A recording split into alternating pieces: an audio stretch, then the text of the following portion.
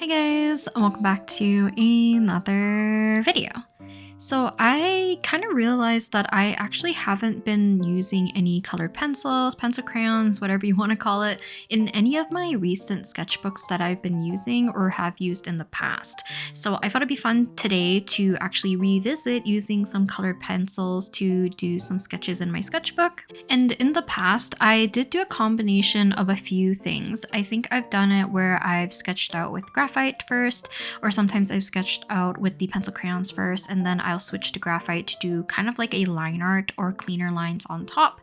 So here I started with graphite, but then I thought, okay, maybe I will start and just try to think of a really quick color comp to do first for the sketch. And one that I'm usually comfortable using is somewhat like of a turquoise-ish greenish blue color, and then I use like a pink or a peach or an orange because the person that I like to draw the most using colored pencils or pencil crayons was Masaki, and for the longest time I've always used an orange and a green color, or an orange and kind of like a turquoise color together, and I always liked the look of it. So instead of orange today, I decided to pick out pink. As for the colored pencils, I ended up using the Arrtx ones because they're currently always on my desk because I like to use them for ASMR videos and just like general coloring if I want to pull out colored pencils, just because the case is very easy for me to transport and it has a good range of colors in my opinion. So when picking out colors, I like to do the combination similar to when I use like water-based markers or anything that I want to have like a limited color palette. I like picking a warmer color and a cooler color, and they don't necessarily have to be warm and cool on the color wheel. It just has to be warm and cool compared to one another. So in this case, I also started with the lightest color, which happens to be the pink, and it also is the warmer color. And then after that, I will start to shade a little bit here and there, depending on the value or the warmth of like the character or the piece that I want to work on. Then we'll switch to our cooler color or our darker color. So in this case, it will be the turquoise. And for me, I like to add this to help push value. I also like to see how it layers up with our secondary color. So the pink and the kind of like turquoise color does make it a little bit more muddier. So it does turn almost like a greenish gray almost. Definitely the turquoise color is a little bit stronger because probably of how dark it is. So depending on how you layer it and how hard you press or how light you press is going to change your result. Now, the thing is with this kind of method of doodling and drawing, I think in the past, whenever I did like the two color for like colored pencils, I would choose my lightest color as kind of like sketching out the base, and this allows me to add values or whatever I want, but it also allows me to be as messy as I want. So I don't really have to worry about like committing to certain lines right away. And then when I switch to the darker color or the cooler color or any color that you're using for the actual lines, then that way I can kind of like push the values and start making cleaner lines, I guess. But I guess the one that I'm showing you right now, I ended up just doing the colors fairly light and then doing a layer of just graphite. So the reason why I'm talking about this one a little bit more is because I'm going to abandon this one pretty much because I don't really like how the graphite is looking with the colors. So on camera, it's not going to be as difficult to see. It kind of looks all right and the contrast is fine. But to me, a lot of the times when I'm working, especially like with artificial light or working at night, I actually can't see where I'm placing graphite sometimes because the glare is super intense when I press hard. So for the next few sketches and probably moving forward if I do this method, I'm going to start off the same way. So starting with my warmer color to do our under sketch. And then after that, we'll add in our cooler colors with like the green in this case. And then after that, I will actually search for another colored pencil so that we can use that for our kind of like darker value or line art in this case. And I think in the end, I do find a color that works the best, in my opinion, with our current color scheme. So the color scheme is probably one that I'm just like very familiar with, and the line art color is probably something that I'm also just familiar with because of using like water-based markers. So oftentimes I like to gravitate towards using like a brown if I'm picking like a warmer kind of color scheme or color palette and I want to keep it very warm, usually I would choose like a brown. If I want to branch into some cooler areas, sometimes I grab purple. In this case, I will end up using a dark blue. So if you're interested in the colors that I use, I believe I'll show them at the very end because I'll do some proper swatches and I will label them. But if you have the Arrtx, I think it's the 72 color set, I will let you know the color names right now. So for the pinkish color, I am using the one that's literally called pink. And then for the turquoise color, it is called Jade Blue, and then the line art color that you'll see a little bit later will be called Prussian Blue.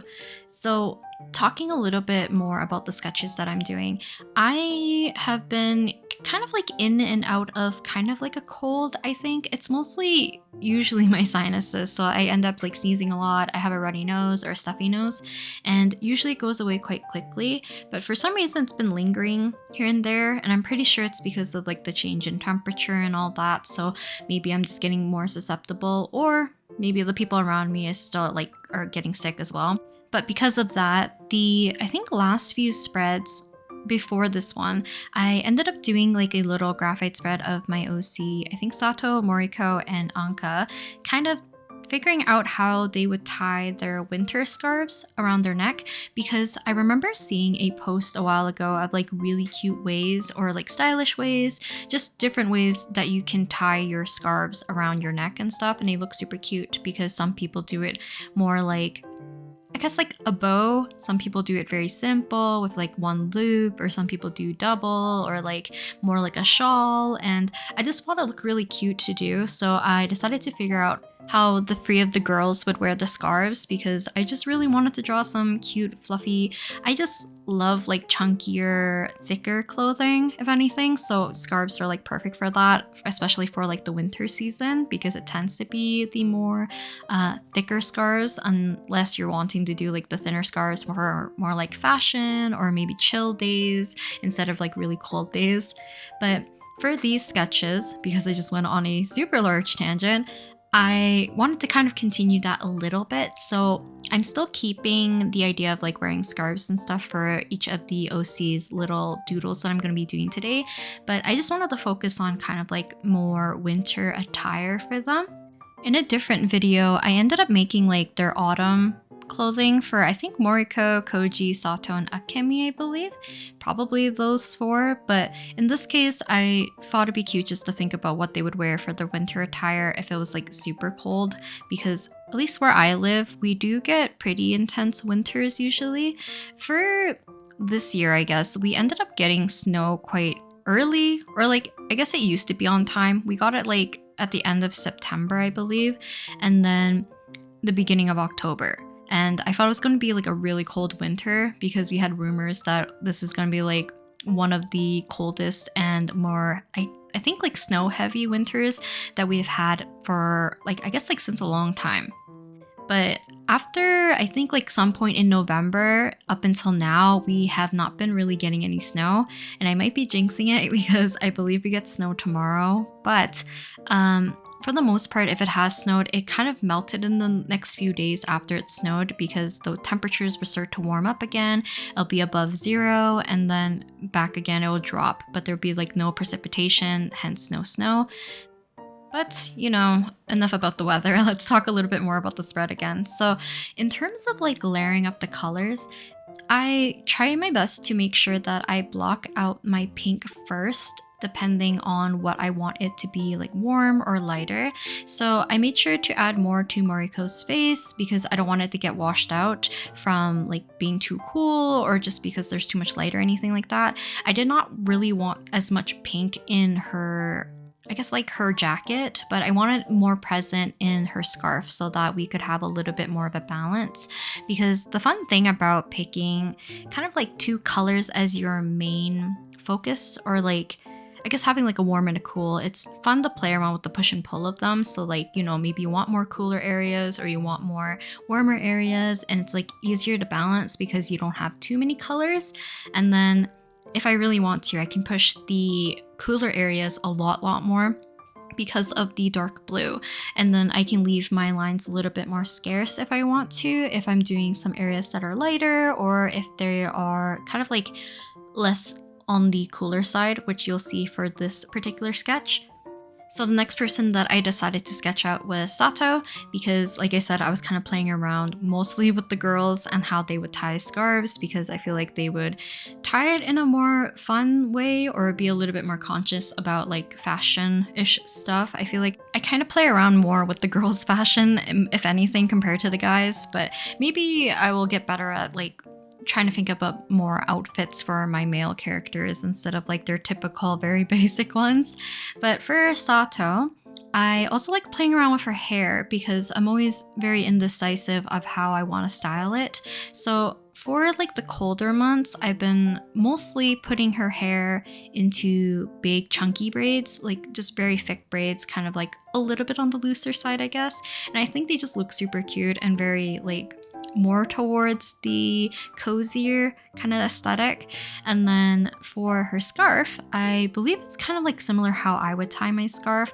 I tend to like wrap it around my neck and having the two ends go behind me and then crisscrossing it, coming back to the front and then tying it off, just because I find it most secure and it doesn't really move as much. And I have like a giant chunk like right in front of my face, because back when I was in like university and kind of just like post-secondary, when it's like wind chill with -30, it really sucks, and you're like your eyelashes, because of, I guess it's the hot air from my mouth to the scarf goes upwards, because that's the only way it's gonna escape. So it brings like moisture to my eyelashes, but because it's so cold, your eyelashes would get like very frosty and they almost get stuck together. But that's why I like to cover my face with my scarf if I can, because it gets really cold with the winds. And I already mentioned that I love drawing more like chunkier clothing or like thicker clothing, so like puffer jackets are also very fun to draw for me. So I decided to give Sato more of like a lighter, maybe like a puffer jacket, a down coat. I forget what they're called, but it's kind of like the puffy looking jackets or coats that you see people wear often. And then her scarf is just one singular color, which I decided to make it like very pink at first, because there was not really a lot of areas that I wanted to add too much color other than the scarf and her hair. And then I wanted to add more of like the turquoise-ish green color to kind of like her skirt area, so that we still have like a good chunk of like a difference between her main body and like her lower half, because I wanted that contrast. But I didn't want to lose too much of the pink, because pink is kind of like one of Sato's colors. So because her hair isn't as present, because her hair is kind of like pushed behind her, I wanted the scarf to have enough pink to kind of stand out. I guess like when working with water-based markers and working with colored pencils, I do work in a similar-ish fashion where I do a lot of like scribbling back and forth in a way to kind of cover up as much of the white of the paper as I can. I don't really go in a circular motion as much unless I'm doing like blending or I want to really build up value slowly. But a lot of the times when I'm doing like these types of sketches in my sketchbook, I don't really care about I guess like laying down the color as much in a, like a precious way. If anything, I just want to try my best to keep in mind of where I want to add like highlights or like a lighting source if it's important. So making sure that I leave enough of the white of the page showing for those. And then oftentimes you'll see me darken up the edge right up against the highlight to kind of push the contrast a little bit more. But I definitely think like out of all the little sketches that I do today, the one of Sato is probably my favorite. Next would be probably Moriko, and then the last two are just kind of like up in the air. I just wish I didn't do the graphite for Masaki's, and then I think it might have looked a little bit more better in my opinion if it was done with the dark blue. It's just because when I was working with the one for Masaki, oftentimes when I was scribbling back and forth with the graphite, a part of me thinks like I couldn't decide whether or not the lines looked dark enough, so I kept going back and forth, and it might have like gotten a little bit more messy or dark way too quickly. And there's just something about using the Prussian blue along with the colors just kind of gives it a little bit more of like a softer look, which is kind of like what I go for also when I choose my color palettes for both the water-based markers and then obviously for these colored pencils as well. But in the future, I will definitely try my best to do a little bit more kind of like colored pencil drawings and stuff in my sketchbook in the similar manner. I definitely like this color combination a lot, and I might go back to the orange and green one as well because I like those ones kind of for like spring or even like kind of going into fall if I use more of a bluish green with like a very rich darker orange. But I might have to experiment what I can use for the line art color. It's just something about this that I think kind of looks I guess like the pink and the turquoise color gives me a little bit of like bubblegum-ish colors, but then something about the blue I just really like with the pink for the most part, so I will definitely keep using these for like future spreads. But I'll definitely try to experiment with some other color combinations because I have used, I think, navy blue or like a royal blue alongside with a yellow or an orange or maybe like a goldenish yellow, so like a very warm bright yellow, and I think that looks nice as well. Because I do think like more recently in my sketchbook, other than doing like water-based marker kind of like spreads where I tend to pick just like a few colors, I've been doing a little bit more like inking or just graphite drawing. So there's some parts of my sketchbook that I want to add more color to. So I'll definitely pull out the colored pencils just because they are a little bit more low effort in terms of not needing to worry about like bleed through. I don't have to worry too much about like pilling on the page or anything like that, or like waiting for things to dry.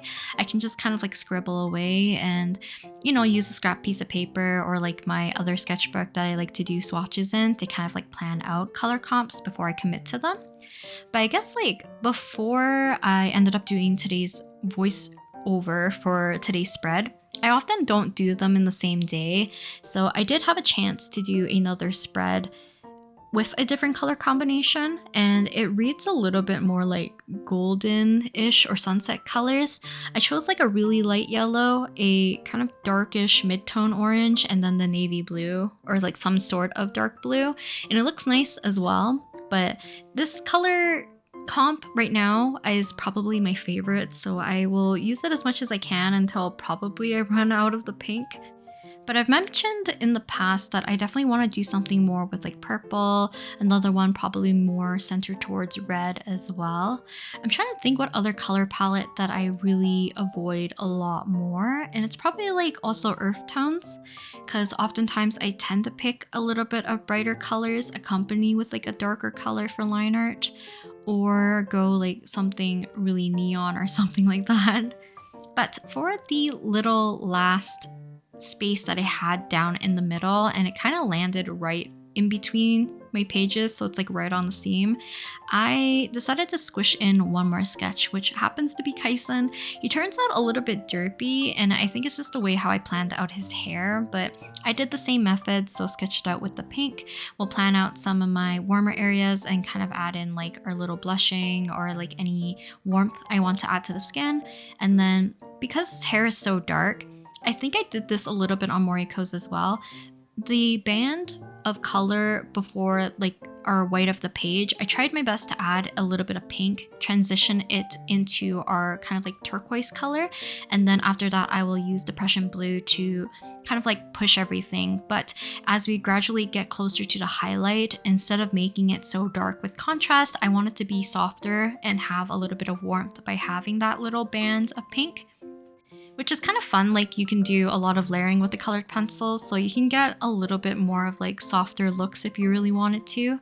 I definitely have seen like those Instagram reels where the person's using like really sharp, I think they're kind of like creamier probably type of colored pencils, but the way they work makes such a perfect smooth kind of layer of colored pencils that still shows the texture, but the texture is so uniformed and so smooth, it honestly doesn't look like colored pencils. And I would love to try that in the future to see if I could work with that kind of style where it's a little bit less of like lines and it's just kind of like the break between two different colors. I just want to see if I can achieve that smoothness because a lot of the times, like I mentioned, I tend to scribble, so the lines become very apparent. So maybe I'll give that a go one day. But here are the little color swatches: Prussian blue, jade blue, and art pink. And I think that's it for our little spread today. This color scheme is a little bit carrot coded as well. So I did end up drawing Wonu a little bit in my sketchbook with the same colors from the recent concert photos. But I think that's it for today. So hopefully you guys enjoyed watching me do another kind of limited color palette, but this time with colored pencils. I'll definitely do a few more in the future, and hopefully with a few different types of little color schemes.